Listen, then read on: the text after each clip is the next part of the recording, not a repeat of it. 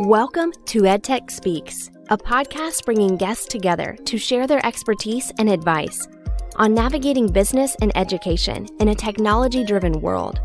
From entrepreneurs to vendors, higher education to corporate leaders, we'll uncover their perspective regarding the latest trends and technologies impacting your career or business.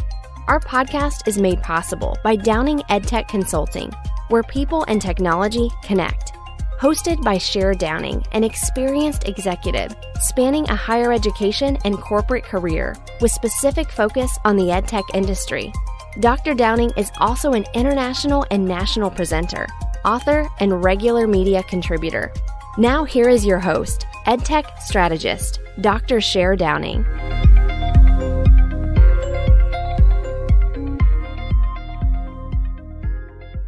Hi, everyone. Welcome to EdTech Speaks, a podcast where we bring guests to share their expertise and advice on navigating business and education in a technology-driven world.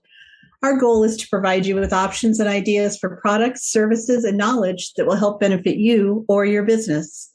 I'm Cher Downing, your host, and I want to introduce today's guest, Seth Raphael, an entrepreneur, a programmer, and creator of LinkedJoin. Welcome, Seth. Thank you so much. So I also want to introduce Seth's investors, as I call them, and parents, Robert and Debbie. Welcome to you both. Thank you. Hi, thanks. So Seth is early in his entrepreneurial career, if you can't tell, because I have his parents on here as well. But I was excited to bring him to you today on the show to talk about his current journey and his new product, and really Seth's outlook about where he's going with this and why it's so important to take an idea and take it fully into concept and start to move forward with it.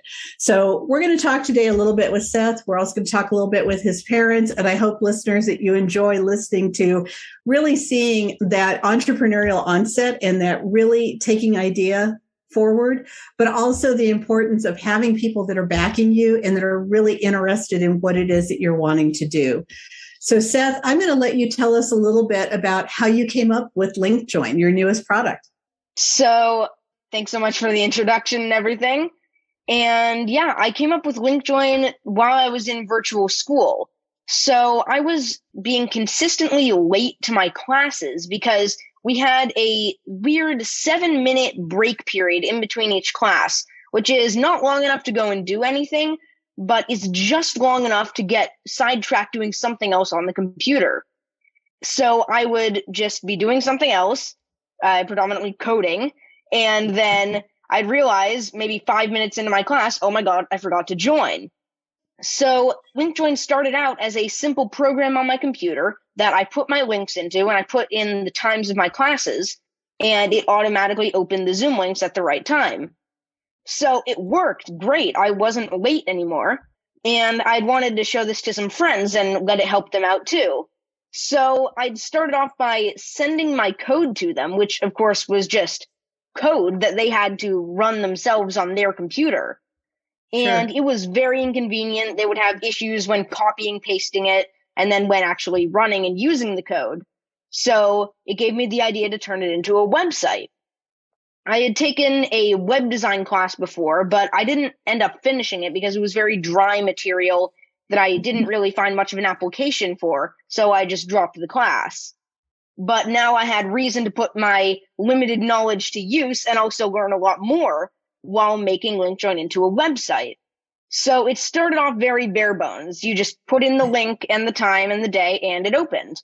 But then it evolved, and it eventually became the product that it is today, looking very nice and clean and having lots more features that are really helpful for me and many other students and educators. That is it's fantastic. And listeners, we will give you his information here at the end of the broadcast so that you can go out and follow up on this as well. For those of you that are listening off schedule, this is in the summer and fall of 2021. We're just coming off a year of pandemic where we had a major shutdown. Everyone was at home. Many of you either just having to deal with meetings or going to school online had this very problem of finding all the links at the right time, having everything open up. So, when you sit there and you think about, boy, I wish there was a product that would do something for this. Seth took that concept and took it one step further. And that is just so impressive to think about it and to figure out how to do it. So what's some of the feedback that you've received on it, Seth, from your friends that are using it? So some of the first feedback that I received was from someone on an online platform called Discord, which is a messaging app. And I was showing off the designs that I was coming up with for LinkJoin because it was my first website that I'd ever made. And I had no experience with web design whatsoever. So it just looked like an awful website. It just had clashy colors, really ugly formatting, and it was just not good. So some of the first feedback that I received was from someone who saw my designs and said, "Hey, can I help you improve on this?" And I said, "No, it's okay. You don't need to do that." But it turned out he had already made some designs, some mock-ups, and he sent them to me. And I was like, "Oh my God, these are really, really good. Thank you so much." So I took these designs and I used them and I improved upon them, made them my own. And that was some of the first and most helpful feedback that I ever received. And it really helped to shape LinkJoin and turn it into what it is now. That's a really good lesson for all of us. We build things in production. We're quick to get it out the door. And so it's always concept one, phase one. But sometimes somebody else looks at it and says, wow, I can do better. This could be better. And that's where you start building into that team concept of what's it going to take to put a product out and what's it going to take to make it sustainable. And so that's a perfect example of that. That's really exciting. And it's always great when someone takes the initiative to say, hey, I've already done something. Just take a look at it. For those of you that are out there that are graphic designers, that are web designers, that, instructional designers, be thinking about that sometimes it's worth the value to offer something up to someone that can really cinch together that relationship and start to bring on some new opportunities for you. So that's just amazing. And one of the things that you talked about, Seth, that I really want to share today was why you wanted people to hear this story, why you wanted people to know why you set out to do this. Yeah. If you have an idea that you think can be successful and more importantly can help people, then it's important to just go for it, to just try and get it out there. Because the worst thing that can happen if you try and make something and get it out there is you fail and no one notices your product and that's it. But the benefits of that so far outweigh the risks. Because the worst thing that happens is nothing comes of it. The best thing that happens is lots of things happen because of it, and you end up with a potential career or a great product that's helping a lot of people. So it's always worth it to just take that first step and just try and get it out there, see if people like it, and see if it can help them. And I think that's so important for our listeners to understand, because it's always hard when you hear someone like Mark Zuckerberg from Facebook. You hear the folks from Google, you hear people that have made their career and they're sitting at the top of the food chain, basically in these fields. And they say, oh, you just got to go for it. You just got to get out there. And you think, well, sure, because you have people and you have budget and you have, all this opportunity. And we forget that they started out in the same manner. They started with an idea and a concept, and they didn't know if it was going to take or not.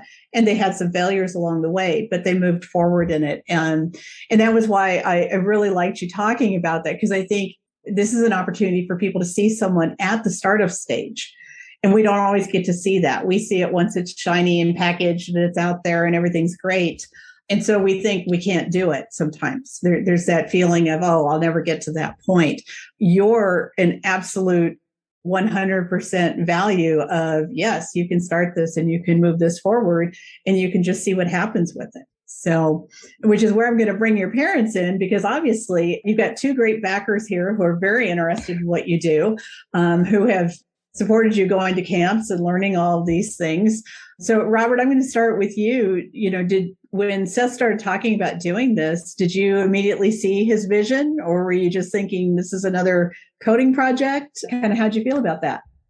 Yeah, by way of background, I know nothing of coding. I know nothing of entrepreneurialism. I know nothing of any of this stuff, and I don't know where he gets either his interest or proclivity in it, but I am nonetheless grateful and totally in awe of it. And so from my perspective, he's always in there coding, and it's hard for me to know from an outside perspective as a parent, especially during the remote learning of the pandemic. Is he on school? Is he coding? It was just kind of this continuum of being at his laptop. So when he was telling us about it, it was exciting and interesting. Oh, that's cool. You had a problem and you coded your way into solving this problem for yourself, and then took it to another step of making it more broadly available. And everything since then has been optimizing it, tinkering with it, improving it, and trying to get it out there so that more people can become aware of it and take advantage of it. So I still don't really understand the nuts and bolts of it at all, but it looks nice as a website. And again, I'm just thoroughly impressed and just, scratching my head that he was able to do this. He's always telling us about the details of the coding. I did this on LinkJoin. I did this. Oh, I've been working on this thing. And I don't know what in God's name he's talking about most of the time, but it looks good. And I'll take his word for it that it works. So Debbie, how are you coming at it from your perspective? Is it the same, or do you have some experience and background in these areas? Similar to Robert, I have no background in coding or anything technological like that. And he just adores it. And I think it's wonderful from the time he was exposed to it. And then he slowly built on it for himself and kind of learns as he goes. And that's what he does, is he problem solves, and he really thrives on that. So yeah, I don't have background in that at all, but I love what he's doing. I think it's really useful. And I know it's been useful to him. I know it's been useful to our younger son. And I think it's great. And I think it has a potential to be useful to a lot of people out there. So I wholeheartedly agree with that. Seth knows when we first talked, I was just like, wow, where have you been? Because having worked in higher ed for many, many years, even just students who are living in a dorm who maybe are taking a hybrid course or doing an online course often don't show up. And as an online instructor, I would send a note and say, hey, you didn't come to class on Tuesday. And they're like, oh, yeah, I forgot about it. So I've seen it from all different perspectives. But I think, the bigger issue here from the two of you is the fact that you are so supportive of what he's doing. And I think oftentimes with entrepreneurs, some of the biggest struggles is because the people you live with, whether it's a spouse or a parent or a partner, don't understand what you do, as you're both talked about. But then they also don't want to support it because they don't understand it. And I think the two of you have taken that initiative to say, we don't get it, but it seems to be working. And obviously you're putting some skill to use. So this is a great thing. What do you recommend for families and for people that are supporting entrepreneurs? I would say really being there to listen and to encourage and to support. I don't need to understand every word or even most of what he's saying, but to be there to hear and to provide that sounding board, I think can be really valuable. So that's what we try to do. There's a concept called rubber duck debugging, where when you have a problem in your code or in whatever you're making, you take a rubber duck and you explain your problem to it.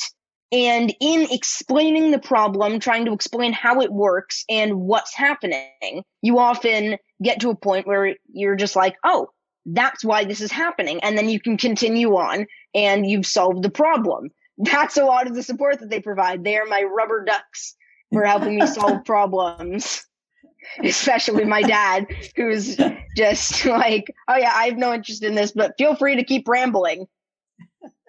Yeah, and I will happily continue quacking at you until you arrive at the correct conclusion on your own. But I think that's a great example, Seth, because it's absolutely true. And those of us that work in the field, we're used to doing that. We're used to doing rubber ducking in a variety of ways for a lot of different projects. And sometimes we come up with a solution just by saying it out loud. In the time that we explain the situation, suddenly we have that aha moment and the clarity to go back and fix something. But it still is always more helpful when you can bounce it off of somebody else, when you can at least have the reaction, or they ask maybe even the most simplistic question, but it triggers a response that you suddenly think, wow, didn't even think of that. So, I love that there's that ability for you to bounce those ideas off of them.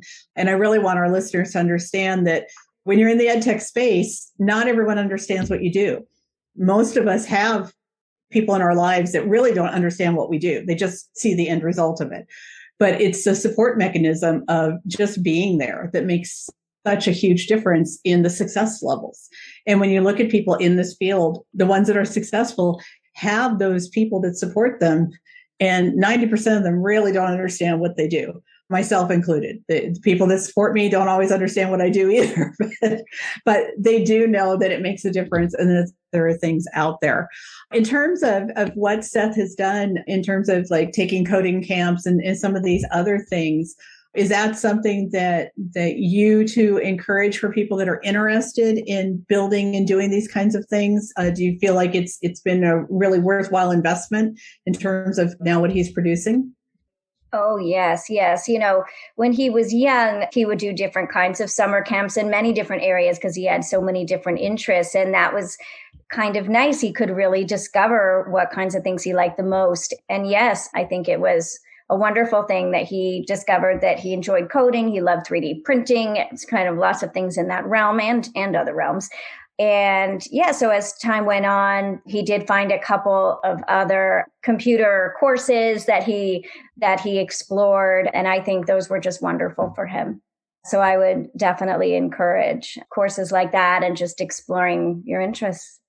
I will say, though, it definitely depends on the person, because while I really did benefit from these courses and they really got me going, once I had that motivation and the base knowledge, I learned a lot just on my own using Google and Stack Overflow and GitHub and other coding resources. And these things really helped me learn and grow even without courses. There's no need to spend money on things like this. There are so many great free resources out there and just assorted things that you can learn from. Like I took a base Python course, and then after that, I learned mostly on my own. I had pretty much no knowledge of JavaScript, another computer programming language that's used to build websites. And I learned almost everything I know about JavaScript just from the internet and not paying anything, just using Google, learning what I needed to know as I went along, and eventually building up a foundation of knowledge that I could use for everything else. And that is exactly it. Yeah, to a very impressive degree that I cannot understand, Seth is really an autodidact. He has really taught himself this stuff out of interest and necessity. And I guess that's the secret sauce, is really loving it enough to want to dive in and learn more. Coding in my world, because I'm not part of that world, feels like a job. It's like something you do at work. It's hard for me to conceptualize it as a hobby, as a thing that you would just do for the enjoyment of doing it.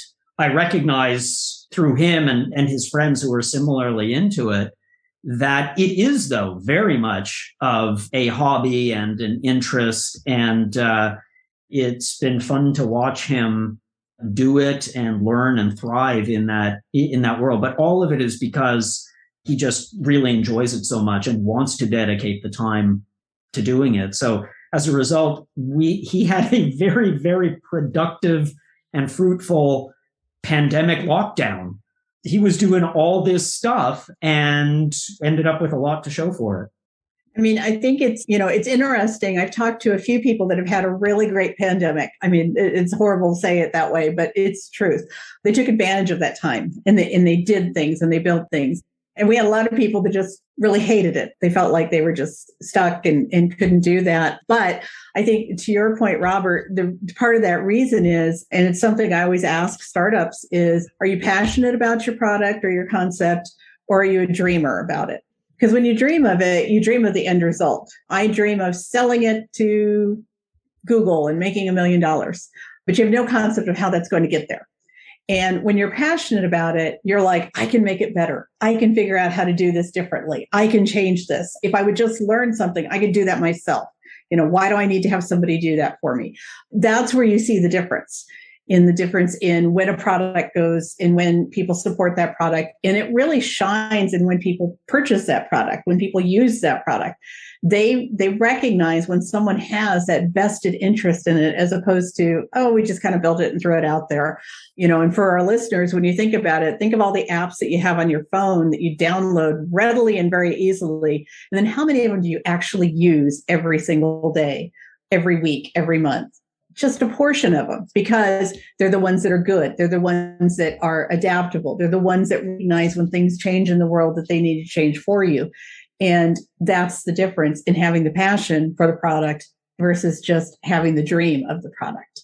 Seth, I think you've talked about this in terms of just looking at LinkJoin. And I know that you have other ideas for where things go with this, but I think you also have a lot of other interests. And I'm wondering how those have contributed to it also, because I know that you said you were supposed to be at a little place called Carnegie Hall and you didn't get to go. Hopefully you'll get to go one of these days, but talk to us a little bit about, how all of these other interests that you have kind of drive into where your coding passion is. So what's interesting is that pretty much all of my interests are completely independent from one another.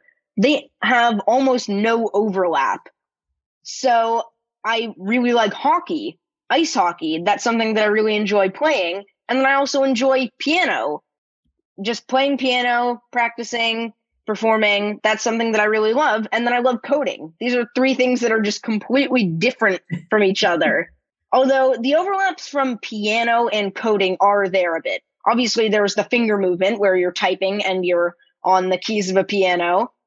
But then there's also the memorization of piano and the theory of it, where anyone can just play a piece enough times and get the feel of where your fingers go and how to do that. But then there's also the theory of piano, where you can memorize how everything fits together, how you can utilize different resources in the piano and put them together to make it even better. And that sort of correlates to coding, where I can bring all these different things and tools and technology together to make one great product. I think you definitely have an intuitiveness for logic. And so no matter what the thing it is that you're working on, you somehow figure out the logic of it. And that's where it all kind of interfeeds. Not really overlap, you're right, but it does interfeed for how your brain works and how you then take those things apart. This has been just fascinating, as always, for me. And I was so excited that you were able to join us today. I know that you're on LinkedIn, and we'll be sure and include your LinkedIn account when we publish everything. Can individuals message you directly there if they're interested in learning more? I believe they can. You can always feel free to connect with me, and then you can send infinite free messages. Although I believe before connecting, you can send one message. Terrific. And we'll also include Seth's bio on there. Seth, remind me again, what grade you're in this year? I'm in 9th grade this year. 9th grade. So still a little ways to go in school, but clearly already making an impact in the industry. And I look forward to seeing bigger and just greater things from you. Debbie and Robert, you have your hands full. He is just fabulous and just really, really a shining star in this industry right now. We're just starting to see the next group of people that are coming out and doing things. Seth, you're definitely one of those things. And I encourage all of our listeners to take a look at his LinkedIn site and really learn more about his product and what he's working on.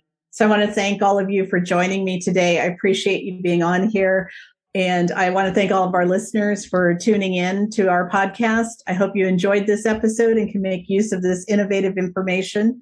And I also look forward to having you join us again and finding out more about us either at our website at www.downingedtech.com or following us on Spotify, Audible, Apple, or where you prefer to access your podcasts. And also sign up to link with us on Twitter and Instagram. Until next time, keep learning. Thank you for listening to EdTech Speaks with EdTech strategist Cher Downing. To learn more about the services Downing EdTech and its staff can provide you, find us at www.downingedtech.com. If you enjoyed today's podcast, be sure to share it. We'd also like to hear from you regarding any suggestions for topics or guests and the value you received from our show. Check back for new podcasts with featured guests at www.downingedtech.com/podcast.